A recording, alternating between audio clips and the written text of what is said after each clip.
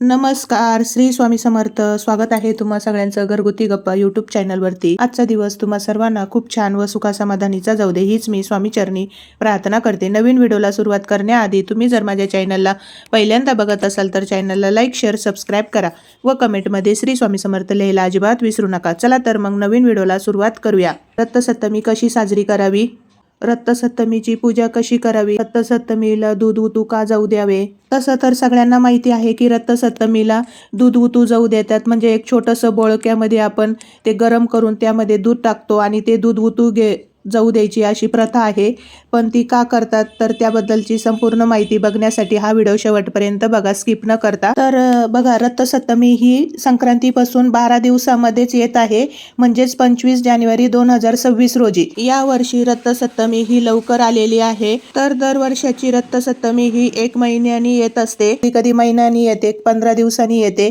तर या वर्षी 12 दिवसातच आपली रथसप्तमी ही येत आहे.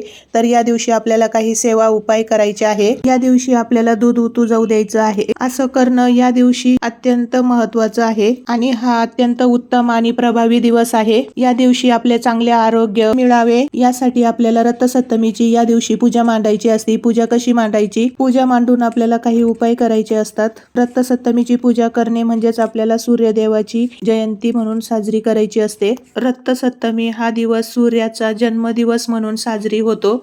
सूर्यदेव आपल्या रथातून पृथ्वीवर येतात. या दिवशी सूर्यपूजन केल्याने आरोग्य तेजस्वी होतं आणि आपल्याला समृद्धी मिळते. या दिवशी उगवत्या सूर्याला अर्घ्य देणं हे खूप शुभ असते. त्यामुळे या दिवशी आपल्याला रथसप्तमीच्या दिवशी सूर्याला अर्घ्य द्यायचं आहे.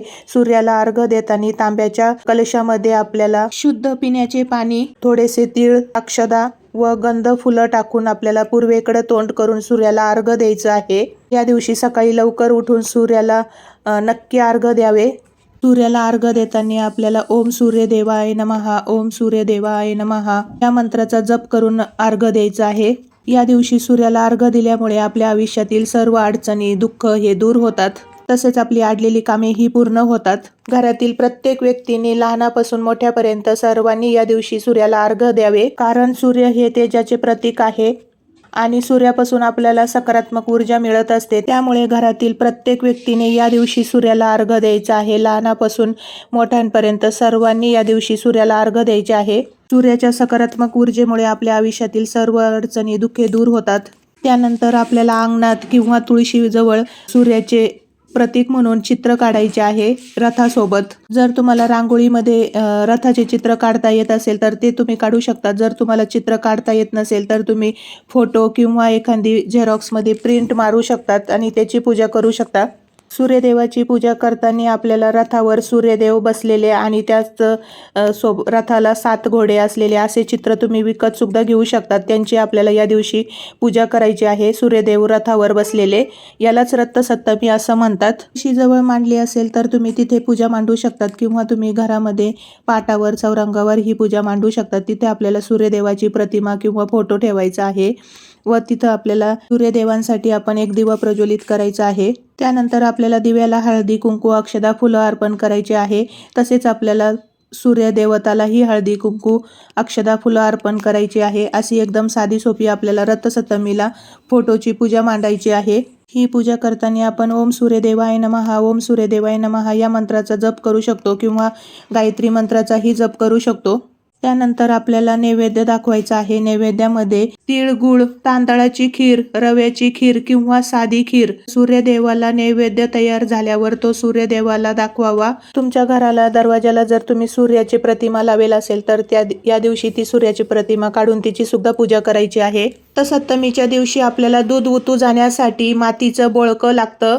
बोळकं म्हणजे आपण जे सुगड भरतो ते खण असतात, ते काळे किंवा लाल कलरचे.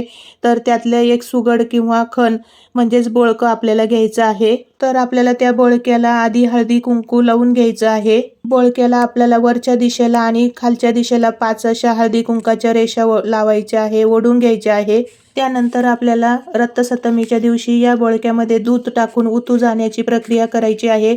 तर ही दूध उतू जाण्याची प्रक्रिया आपण सकाळी करू शकतो किंवा संध्याकाळीही करू शकतो. दिवसभरात तुम्ही कधीही ही पूजा करू शकतात. हे दूध उतू जाण्यासाठी आपल्याला तुळशीजवळ किंवा आपल्या बाहेर अंगणामध्ये आपण हे करायचं आहे. सूर्यप्रकाशात. त्यासाठी आपल्याला थोडेसे दूध उतू जाण्यासाठी छोटीशी चूल पेटू शकतात. 3 छोटे दगड मांडून, काड्या पेटून किंवा गवऱ्या पेटून त्यावर आपल्याला ते मातीचं बोळकं ठेवायचं आहे. ते खूप गरम होऊ द्यायचं व त्यामध्ये थोडंसं दूध टाकायचं. ते दूध तापत येऊस तर आपल्याला त्याखाली जाळ किंवा अग्नी लावायची आहे. ते दूध ओतू जाईपर्यंत आपल्याला ते पेटवत ठेवायचं आहे. असं केल्यामुळे आपल्या आयुष्यामध्ये प्रगती होते. ते पेटवण्यासाठी तुम्ही वेगवेगळ्या झाडांच्या फांद्या, काड्या गोळा करून ते पेटवू शकतात. त्यामध्ये शेणाची गौरी टाकून ते पेटवायचं आहे आपल्याला. जर तुम्हाला हे शक्य नसेल तर तुम्ही तसंच मातीचं बोळकं गॅसवर ठेवू शकतात आणि ते पेटवू शकतात. आपण जसं दूध तापवतो तसं तुम्ही गॅसवर ते बोळकं ठेवून त्यामध्ये दूध तापवायचं आणि ते उतू जाऊस तर तुम्हाला तसंच पेटवत ठेवायचं. दूध उतू गेलं की मग गॅस बंद करून टाकायचं आहे. दूध उतू जाण्याची प्रक्रिया गॅसवर करा किंवा चुलीवर, शेवटी भाव महत्वाचा. चुलीतल्या काड्या गौरी पेटवण्यासाठी त्यामध्ये थोडासा कापूर टाकून आपल्याला ते प्रज्वलित करायचं आहे. ते प्रज्वलित केल्यानंतर आपल्याला ते बोळकं त्या आगेवरती ठेवायचं आहे. त्या दुधामध्ये आपल्याला थोडीशी साखर, तांदूळ आणि तीळ टाकायची आहे. म्हणजे आपली थोडीशी तांदूळ आणि साखर टाकल्यामुळे खीर तयार होईल. ते बोळकं ठेवताना आपल्याला ते उत्तर किंवा पूर्व दिशेला थोडंसं उतू जाईल असं तिरपं ठेवायचं आहे. दूध उतू गेल्यानंतर आपण जो होम केलेला आहे तर त्या होमाला, आपण जी अग्नी पेटवलेली आहे, जो होम केलेला आहे तर त्या अग्नीला, होमाला दूध उतू गेल्यावर ते आपोआप विझू द्यायचं आहे. उतू गेल्यानंतर ते दूध आपल्याला सगळ्यांना प्रसाद म्हणून घ्यायचं आहे. या दिवशीची एक छोटीशी रथसप्तमीची कथा आहे. श्रीकृष्णाचा मुलगा शांभव याला स्वतःचा खूप अभिमान झाला होता. एकदा दुर्वास ऋषी श्रीकृष्णास भेटण्यास आले. दुर्वासा ऋषी हे अत्यंत रागीट स्वभावाचे होते. हे श्रीकृष्णाच्या मुलाला माहीत नव्हते. दुर्वासा ऋषी हे खूप दिवसाच्या तपानंतर श्रीकृष्णास भेटायास आले. दुर्वास ऋषी यांचे शरीर हे तपामुळे कमजोर झालेले होते. तेव्हा हे बघून शांभव त्यांना हसले. हसल्यामुळे हसण्याचे कारण कळल्यावर दुर्वास त्यांना अतिशय शांभवाचा राग आला आणि त्यांनी त्यांना शाप दिला. तुझे शरीर कुष्ठरोगी होईल. आणि श्राप दिल्यामुळे तसंच घडलं. अनेक वैज्ञांनी त्यांची चिकित्सा केली पण काहीच घडले नाही. तेव्हा श्रीकृष्णांनी त्यांना सूर्यदेवाची उपासना करण्यास सांगितली आणि त्यांनी सूर्याची उपासना केल्यानंतर काही दिवसांनीच त्यांचे रोग बरे झाले. शांभवांना जसे सूर्यदेव प्रसन्न झाले तसे सर्वांना प्रसन्न हो म्हणूनच रथसप्तमीच्या दिवशी आपल्याला सूर्याची पूजा करायची आहे. त्यामुळे आपले आणि आपल्या घरातील सगळ्यांचे आयुष्य जे आहे तर ते निरोगी राहील. त्यामुळे या दिवशी उगवत्या सूर्याला अर्घ्य देताना त्यामध्ये थोडेसे दूध टाकावे. अर्घ्य देताना हे दूध अग्नीत किंवा थेट सूर्याला अर्पण करू शकता. या दिवशी दूध गरम करून ते उतू जाऊ द्यावे. हे समृद्धीचे प्रतीक मानले जाते.